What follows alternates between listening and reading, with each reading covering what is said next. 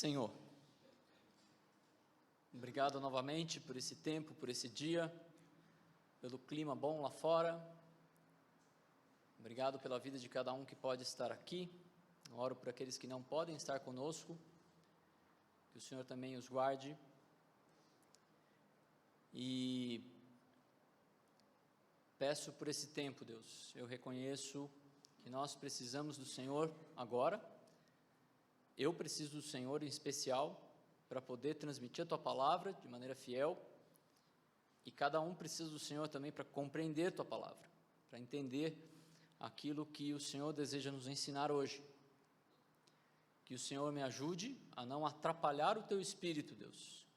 Me ajude a falar aquilo que o Senhor me ajudou a preparar, e cada um a entender aquilo que o Senhor deseja que entendam, e ajuda-nos a aplicar essas verdades à nossa vida como igreja. É por isso que eu oro e peço em nome do Teu Filho Jesus. Amém. Muito bem, nós temos usado esses cultos de ceia para pensar no que é uma igreja bem-sucedida.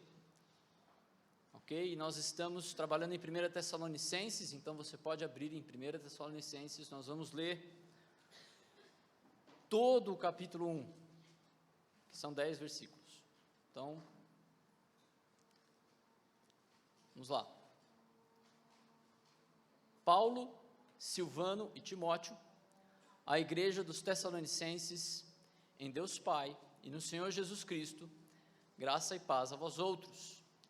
Damos sempre graças a Deus por todos vós, mencionando-vos em nossas orações e sem cessar, recordando-nos diante do nosso Deus e Pai a operosidade da vossa fé, da abnegação do vosso amor e da firmeza da vossa esperança em nosso Senhor Jesus Cristo, reconhecendo, irmãos amados de Deus, a vossa eleição, porque o nosso evangelho não chegou até vós tão somente em palavra, mas sobretudo em poder no Espírito Santo e em plena convicção, assim como sabeis ter sido o nosso procedimento entre vós e por amor de vós. Com efeito, vos tornastes imitadores nossos e do Senhor, tendo recebido a palavra, posto que em meio a muita tribulação, com a alegria do Espírito Santo, de sorte que vos tornastes o modelo para todos os crentes da Macedônia e na Acaia. Porque de vós repercutiu a palavra do Senhor, não só na Macedônia e Acaia, mas também por toda parte se divulgou a vossa fé para com Deus, a tal modo de não termos necessidade de acrescentar coisa alguma, pois eles mesmos, no tocante a nós, proclamam que repercussão teve o nosso ingresso no vosso meio, e como deixando os ídolos vos convertestes a Deus, para servirdes o Deus vivo e verdadeiro, e para aguardardes dos céus o seu Filho, a quem ele ressuscitou dentre os mortos, Jesus, que nos livra da ira vindoura. Muito bem, nós temos nesse texto visto que uma igreja bem-sucedida é uma igreja que segue o exemplo do discipulado, gerando discípulos que fazem discípulos. E a gente viu que Paulo e a sua equipe, eles oravam com gratidão constante, recordando e reconhecendo o que Deus estava promovendo entre os tessalonicenses. E isso nos mostra bons critérios para definir o que é uma igreja bem-sucedida. Nós vimos que o primeiro bom critério para definir uma igreja bem-sucedida são os frutos do discipulado na igreja local. E nós vimos 3 frutos do discipulado na igreja local ali em Tessalônica. O trabalho na fé, que basicamente se referia à edificação dos irmãos. O desgaste no amor, inclusive para alcançar pessoas. E a perseverança na esperança de Cristo. Não a perseverança nos nossos planos, mas a desistência dos nossos planos, muitas vezes, para manter a esperança em Cristo. E o segundo bom critério que a gente vai ver hoje, para definir uma igreja bem-sucedida, são os bons frutos do discipulado, além da igreja local. Depois de afirmar a sua gratidão por aqueles irmãos, e como eles lembravam deles em oração, recordando o trabalho na fé, o desgaste no amor e a perseverança em Cristo, na esperança em Cristo, Paulo, Silvano e Timóteo continuam agradecendo e recordando.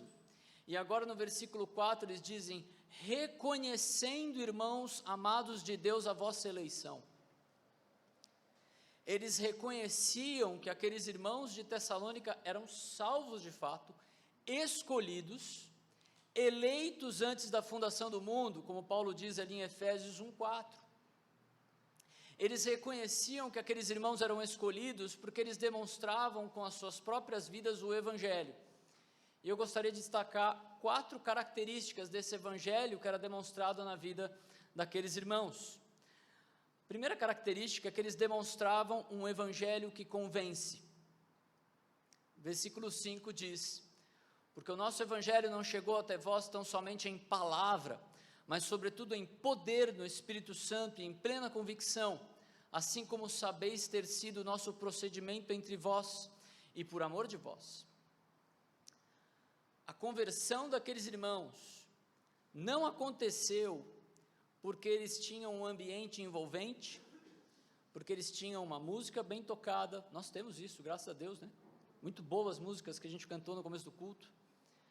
Também não era por causa de paredes de determinadas cores escuras, etc., ou por algum tipo de manipulação que a gente vê em igrejas bem-sucedidas dos dias de hoje, mas pelo poder do Espírito Santo, convencendo e produzindo convicção e levando aqueles irmãos ao arrependimento. O Evangelho chegou em palavra, ou seja, em pregação do Evangelho, mas não somente isso, também pela ação do Espírito Santo para promover convicção, e por fim também testemunho. Ele diz: vocês sabem perfeitamente o tipo de pessoa que nós nos tornamos para você, entre vocês e para vocês. Então a palavra, o Espírito e o testemunho foi o que foi usado por Deus ali para que o Evangelho chegasse até eles, e por isso Paulo e seus companheiros sabiam que aqueles irmãos eram eleitos. Por quê? Porque as palavras de Paulo eram envolventes? Não, era a verdade do Evangelho. Porque o Espírito talvez tenha promovido ali dons exuberantes? Não, ele os convenceu do pecado, da justiça e do juízo. Porque eles agiam de maneira diplomática ou profissional? Não, eles se demonstravam fiéis àquilo que pregavam, eles eram discípulos. Além disso, uma outra característica que nós vemos aqui é o Evangelho que transforma. Versículo 6 diz: com efeito vos tornastes imitadores nossos e do Senhor, tendo recebido a palavra, posto que em meio a muita tribulação, com alegria no Espírito Santo, e ele vai continuar depois. Veja, eles não somente se converteram, mas eles se tornaram imitadores, seguidores dos seus mestres e do Senhor Jesus. 1 Coríntios 11, 1, Paulo diz: sede meus imitadores, como também eu sou de Cristo.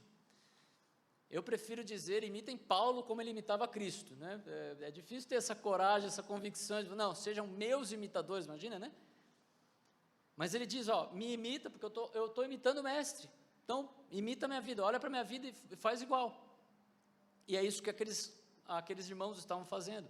Eles acolheram a palavra, eles receberam o ensino, se apropriaram daquelas verdades, mesmo em meio a tumulto. O que a gente pode ver em parte narrado ali em Atos 17. Eu ia fazer uma leitura de Atos 17, 1 a 8, mas eu não vou conseguir. Mas eu vou descrever basicamente o que acontece ali. Paulo passa 3 semanas pregando o Evangelho na sinagoga. 3 sábados ele vai para a sinagoga e prega. E aí algumas pessoas começam a se converter, e os judeus da cidade ficam com inveja, e causam um tumulto, falam: aqueles que estão transtornando o mundo chegaram aqui. Então Paulo e essa turminha que estava com eles ali trabalhando, tem que fugir dali, tamanho tumulto que se causa na cidade. Amados, eu fico pensando, será que esse projeto missionário dos dias de hoje seria considerado um projeto missionário fracassado? Chegaram lá, pregaram, deu uma confusão ali, correram, saíram fugidos de lá. Foi um fracasso esse projeto missionário. As pessoas dizendo ali, acusando a igreja, né, gerando tumulto, se referindo a Paulo e Silas como aqueles que estavam causando bagunça. Então eles fogem. Amados, aquele projeto missionário foi muito bem sucedido. Em 3 semanas uma igreja nasceu, e essa igreja, assim como aqueles que estavam transtornando o mundo, transtornaram o seu mundo, como a gente vai ver. Foi justamente esse testemunho de Paulo e seus irmãos ali, aquela equipe missionária de Paulo ali, esse evangelho verdadeiro, o convencimento do Espírito que fez com que justamente em meio a um tumulto, pessoas crescem no evangelho e se tornassem irmãos fiéis em Cristo, a ponto de seguirem o próprio exemplo de Paulo e Silas. E de fato os irmãos em Tessalônica seguiram esse exemplo. E a gente pode ver na vida deles o evangelho que frutifica. Versículo 7 continua, né? De sorte que vos tornastes o modelo para todos os crentes na Macedônia e na Acaia. Então assim, seguindo o exemplo de Paulo e Silas, que estavam ali transtornando o mundo, se tornaram, e é interessante porque a mesma palavra que Paulo usou lá como o modelo, né, o tipo de pessoa que eles se tornaram no meio daqueles irmãos, esses irmãos também se tornaram modelo para a região da Macedônia e na região vizinha, que é a Acaia. E dessa forma a gente vê de maneira interessante, eles cumprindo o mandato de Jesus de serem testemunhas na própria Jerusalém, Judéia e Samaria. Eles testemunharam na própria cidade, na própria região e na região ao lado. E por fim, aqueles próprios irmãos que foram por eles alcançados, direta ou indiretamente, também multiplicaram pelo evangelho que multiplica. E a partir do versículo 8 a gente vê uma descrição interessante, ele fala, porque de vós repercutiu a palavra do Senhor, não só na Macedônia e na Acaia, mas também por toda parte se divulgou a vossa fé para com Deus, a tal ponto de não termos necessidade de acrescentar coisa alguma, pois eles mesmos, no tocante a nós, proclamam que repercussão teve o nosso ingresso no vosso meio, e que deixando os ídolos vos convertestes a Deus para servirdes o Deus vivo e verdadeiro, e para aguardardes dos céus o seu Filho, a quem ele ressuscitou dentre os mortos, Jesus, que nos livra da ira vindoura. Veja que as pessoas de toda a Macedônia e Acaia foram alcançados pelo ministério de Paulo e a sua equipe ministerial, à medida que eles fizeram discípulos em Tessalônica, mesmo em meio a tumulto, e por sua vez, mesmo saindo fugido dali, os que se converteram ressoaram, repercutiu aquela palavra, seguindo o exemplo de Paulo e fazendo outros discípulos, que percebendo a mudança de vida daquelas pessoas, que deixaram a idolatria para servir o Deus vivo, também decidiram fazer o mesmo, seguindo o exemplo dos tessalônicos e levando então a seguir o evangelho de Cristo. Veja que interessante a progressão aqui, né? Paulo e seus companheiros pregando, as pessoas em Tessalônica se convertendo, se tornando exemplo, pregando a outros que se tornam exemplo e pregam a outros. Isso é uma igreja bem sucedida, amados. E nisso a gente pode ver aquela mesma dinâmica lembrada a Timóteo por seu pai na fé, Paulo, em 2 Timóteo 2, 1-2, quando ele fala, quanto a você, meu filho, fortifique-se na graça que há em Cristo Jesus, e o que você ouviu de mim, na presença de muitas testemunhas, isso também transmite a homens fiéis, idôneos para instruir a outros. Então Paulo pregou ali aos tessalonicenses, que pregaram a outros na Macedônia e na Acaia, e que pregaram a outros, a ponto disso ser visto no mundo.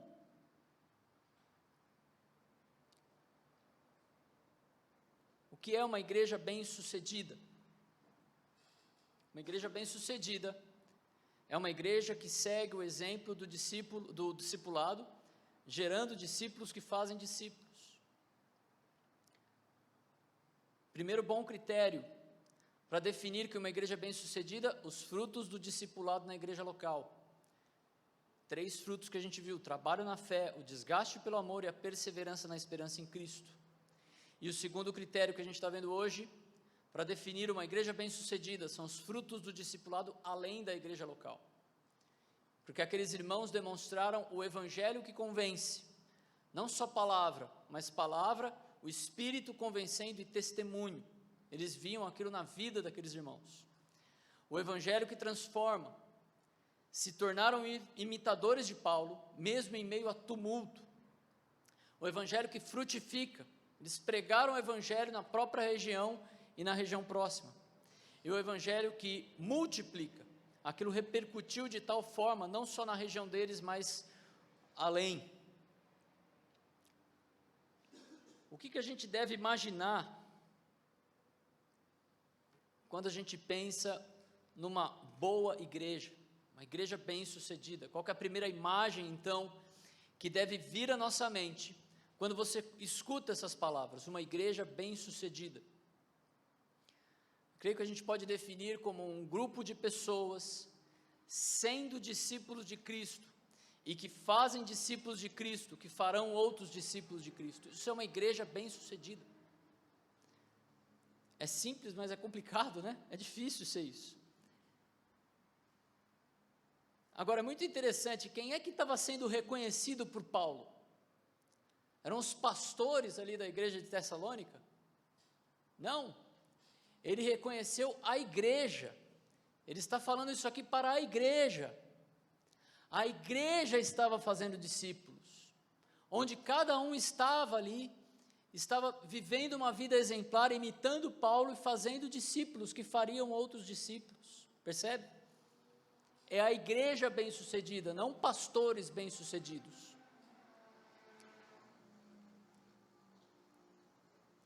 E aí eu fiquei pensando de novo, né? Eu tenho pensado muito nesse negócio das redes sociais, não porque eu sou contra, mas é porque eu acho que a gente deve ter muito equilíbrio para não achar que isso é a forma como a gente vai transtornar o mundo. O que a gente deve transtornar o mundo na vida real? Então, de novo, né, muito cuidado para não confundir esse transtornar o mundo com transtornar as redes. O que eu tenho percebido, antes das igrejas fazerem live, né, antes de virar moda fazer live, as igrejas faziam grandes eventos, e no fim, a gente tinha o desejo, né, de assim, eu vou fazer um grande evento, porque quem sabe um descrente vem aqui e ouve o evangelho, mas no fim o que normalmente acontecia é que juntava um monte de crente, e tinha um grupo muito grande para pregar aquilo que eles já ouvem, né, o evangelho. Isso é bom, né, não é de todo ruim, mas dificilmente alcançava alguém que não tinha interesse em coisas de igreja. E agora as igrejas fazem live na rede social para tentar impulsionar o evangelho na rede social, e quem assiste é um monte de crente que está interessado em assunto de igreja, né? Porque no fim, a rede social não vai mostrar para o cara que não quer saber de igreja aquela live, não vai destacar aquilo para ele, porque ele não tem interesse. É assim que funciona o negócio, né?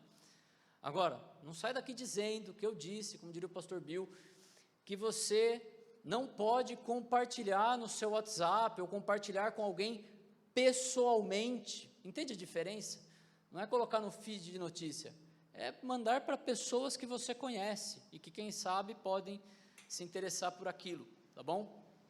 Então, não quero dizer que isso não deve ser feito, mas que isso não é o suficiente, isso não é tudo. O que nós precisamos é nos engajar com os descrentes, aquele descrente que mora do nosso lado, né? Aquele que senta do nosso lado na faculdade ou no trabalho, aquele que está fazendo compra do nosso lado, o famoso próximo, né? Se importar com o seu próximo, aquele que está do lado, não aquele que está do outro lado do mundo, você só pode falar com ele pelo WhatsApp, né? Pode trabalhar com aquele também, mas não esquece do próximo, que está perto,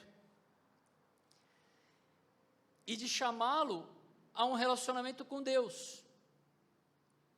Se nós somos e fazemos discípulos, ou seja, se nós deixamos que outros cristãos se intrometam na nossa vida, porque é isso que é ser discípulo, é deixar que os outros se envolvam na sua vida, para nos ensinar então a ser parecidos com Jesus, a gente vai estar pronto, então, para amorosamente nos intrometer na vida de outras pessoas que precisam da nossa intromissão ali, para que eles também tenham um relacionamento com Jesus e sejam mais parecidos com Cristo.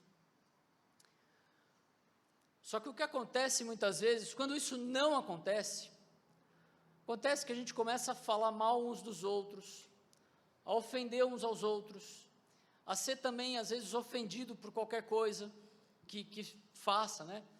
Isso vai minando e abalando a comunhão que justamente a gente comemora na ceia, entende? Justamente porque a gente perdeu um foco muito simples, ser discípulo e fazer discípulo, receber aquilo que outros precisam falar para nós, que às vezes é difícil escutar, né? Como o Maurício fala, tem que engolir o sapo de perna aberta, e às vezes você vai precisar se expor para falar com outros irmãos, e vai ser difícil, mas se a gente perder isso, a comunhão é minada, e a ceia vai perdendo o seu sentido.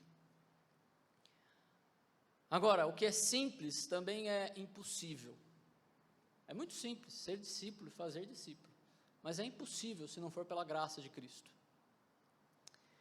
Queria pensar em algumas aplicações para nós.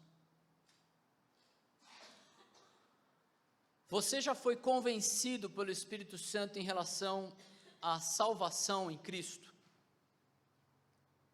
Será que você pode afirmar e outros podem reconhecer em você a eleição, assim como Paulo estava fazendo com aqueles irmãos, o fato de que você demonstra ter crido e ter convicção da salvação em Cristo?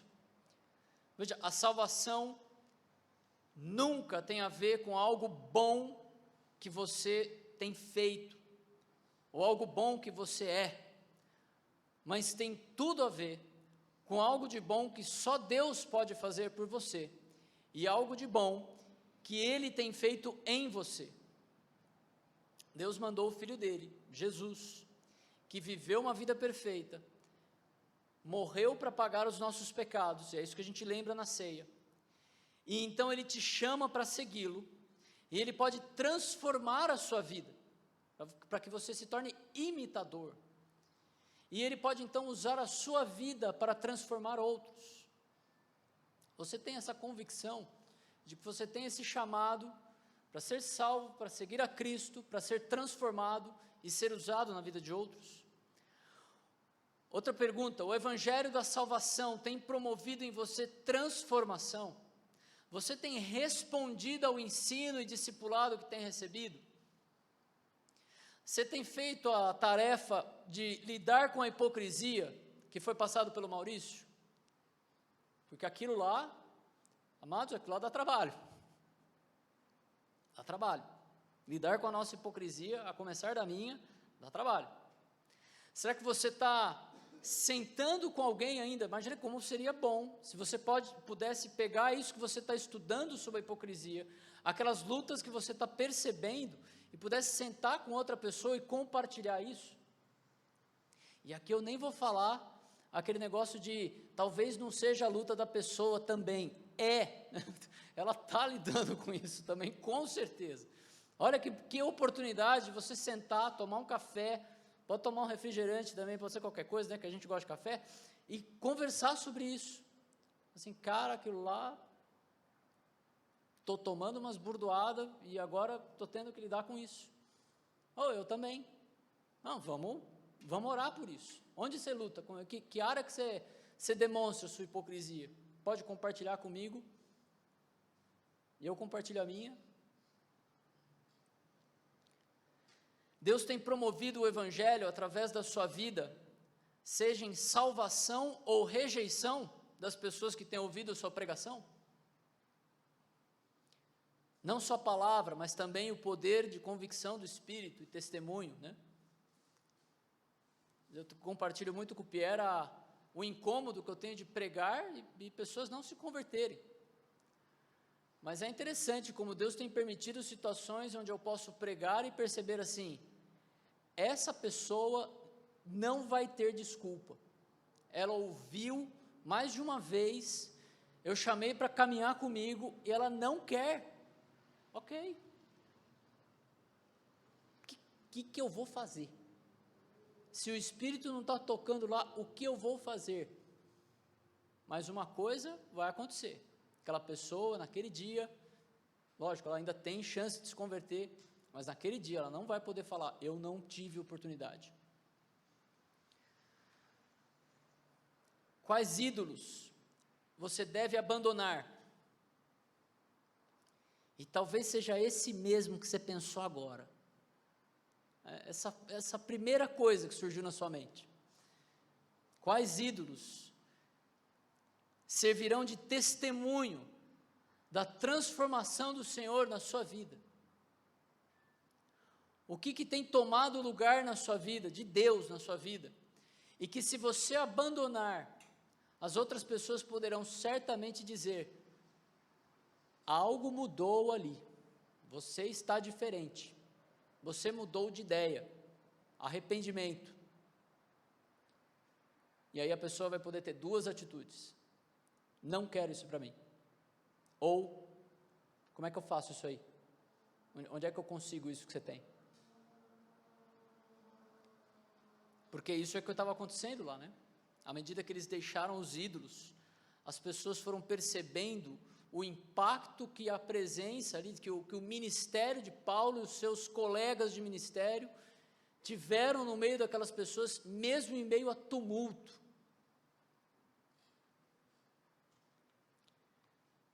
Eu quero desafiar você agora a ter um tempo de oração e pensar se há algo que foi pregado, que você precisa pensar na sua própria vida e precisa se arrepender. Acerte-se com Deus em relação a isso, se comprometa a mudar e pedir ajuda se necessário. Quando eu digo ajuda, é também inclusive ajuda de outras pessoas. Além disso, lembre que esse é um momento em que a gente deve avaliar qualquer coisa, né? A gente vai participar da ceia, a gente deve avaliar qualquer coisa que está nos impedindo de ter comunhão plena com o corpo. Qualquer coisa que está impedindo a roda de girar direito, pense nisso.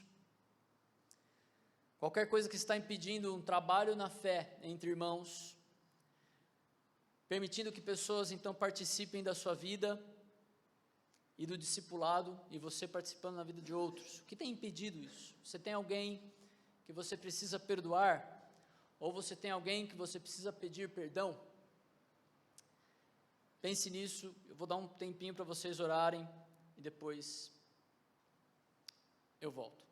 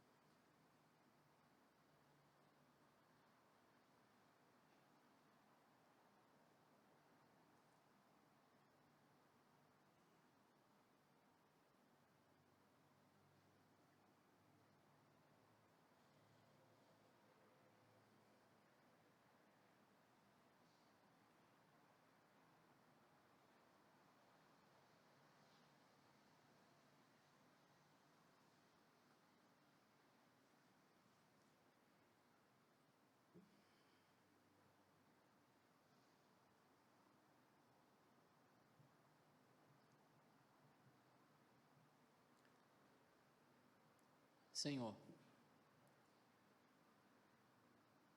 nós te louvamos pela tua palavra, nós te louvamos pelos exemplos que o Senhor nos deixou,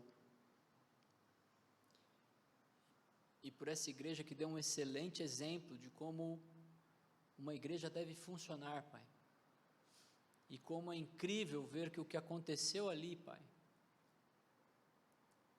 não foi por causa das pessoas que estavam ali, mas é verdade, Deus, que também não foi sem elas,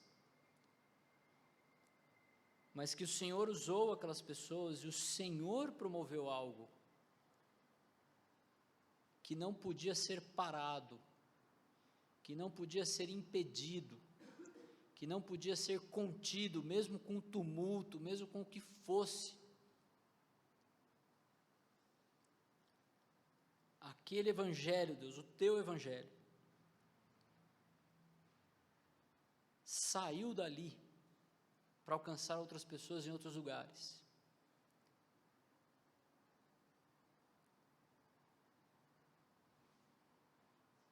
No fim, Deus, uma igreja bem-sucedida é a igreja onde o Senhor está agindo. Nós reconhecemos isso. E nós te pedimos, Deus, rogamos ao Senhor,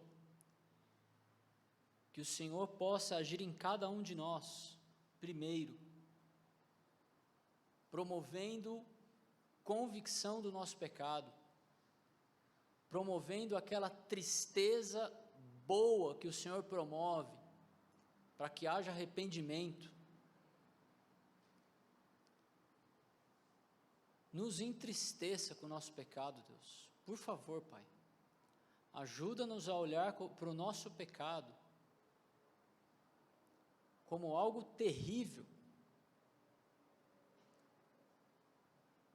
e olhar para o nosso pecado como o Senhor o vê, e que isso nos cause essa boa tristeza, Pai, que nos mova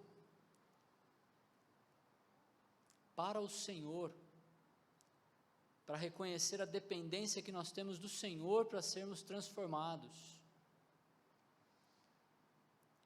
Ajuda-nos, Deus, a abrir mão da nossa vida egoísta muitas vezes, Pai, e da gente ficar tentando se proteger, e ajuda-nos a nos expor para as pessoas com o teu evangelho, não com as boas coisas que o Senhor tem nos dado, que são boas, mas não é isso que a gente deve mostrar para as pessoas. Ajuda-nos a mostrar aquilo que é excelente, e que não interessa quantos bens alguém tenha ou não tenha, nunca se perde, que é o teu evangelho.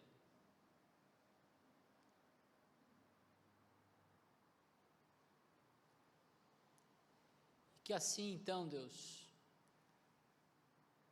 cada um, e a IBNA como corpo, possa transtornar o mundo,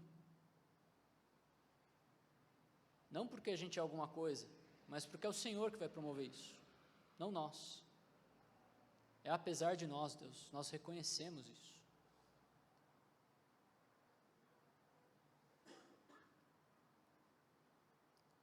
E que esse tempo de ceia nos lembre da nossa comunhão uns com os outros, e que o Senhor nos ajude a acertar qualquer coisa, qualquer poeira que esteja impedindo as rodas de funcionar direito, Deus.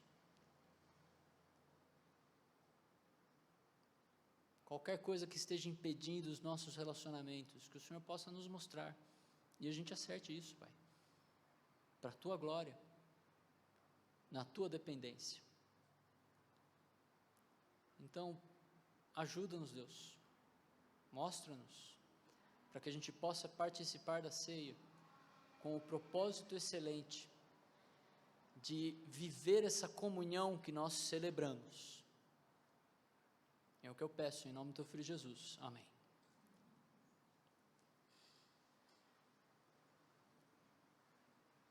eu queria ler Hebreus 11 a 14. Estava lendo essa semana no devocional e eu li esse texto, eu achei interessante compartilhar hoje. Dia após dia, todo sacerdote apresenta-se e exerce os seus deveres religiosos, repetidamente oferece os mesmos sacrifícios, que nunca podem remover os pecados.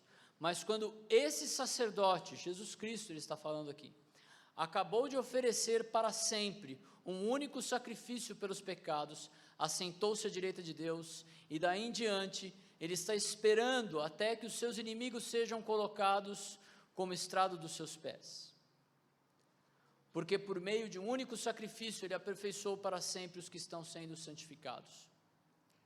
A ceia é um momento em que nós declaramos a nossa unidade e comunhão com Cristo e uns com os outros, e onde a gente reafirma o compromisso de viver o Evangelho, que convence do pecado, e que transforma, e que frutifica, e que multiplica, e nós reafirmamos então a nossa confiança e a unidade baseado nesse sacrifício de Cristo, uma vez por todas, e a nossa esperança futura.